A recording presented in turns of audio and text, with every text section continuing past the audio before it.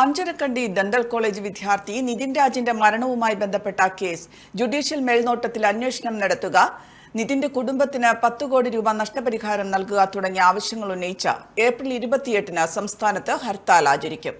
Action കൗൺസിലും വിവിധ ദളിത് ആദിവാസി സംഘടനകളുമാണ് ഹർത്താലിന് ആഹ്വാനം ചെയ്തിട്ടുള്ളത്. രാവിലെ 6 മണി മുതൽ വൈകുന്നേരം 6 മണി വരെയാണ് ഹർത്താൽ ആചരിക്കുക.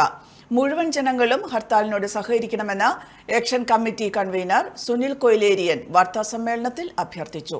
കണ്ണൂർ ജില്ലയിൽ പ്രവർത്തിക്കുന്ന action council Surendranath chairman, Sunil Koyileriyan കൺവീനറുമായിട്ടുള്ള ഇവരാണ് ഇവിടുത്തെ കണ്ണൂർ ജില്ലയിലെ ഈ ഹർത്താലിൻ്റെ നേതൃത്വം ഏറ്റെടുക്കുന്നത്.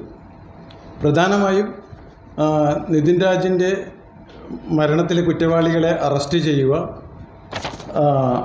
അതോടൊപ്പം തന്നെ ഈ ഇൻസ്റ്റിറ്റ്യൂഷന് ഇതിൻ്റെ രോഹിത് വെമുല ആക്ട് നടപ്പിലാക്കുക, നിതിൻ രാജിൻ്റെ കുടുംബത്തിന് 10 കോടി രൂപ നഷ്ടപരിഹാരം നൽകുക, അഞ്ചരക്കണ്ടി ദന്തൽ കോളേജിൻ്റെ അഫിലിയേഷൻ റദ്ദാക്കുക, ജുഡീഷ്യറി മേൽനോട്ടത്തിൽ ഈ കേസിൻ്റെ പുനരന്വേഷണങ്ങൾ നടത്തുക.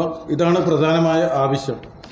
ഇതോടനുബന്ധിച്ച് തന്നെ ഹർത്താലിന് 27-ന് കണ്ണൂർ ജില്ലയിലെ പ്രധാന കേന്ദ്രങ്ങളിൽ വൈകുന്നേരം 5 മണിക്ക് പ്രതിഷേധ പ്രകടനം ഉണ്ടായിരിക്കും.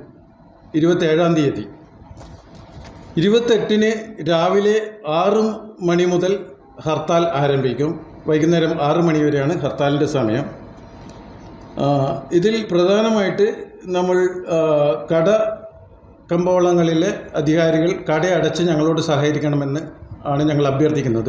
Doctor D Surendranath, Kunhambu Kalyassery, VC Vijayan എന്നിവരും വാർത്താസമ്മേളനത്തിൽ പങ്കെടുത്തു. AKG memorial cooperative hospital, Kannur.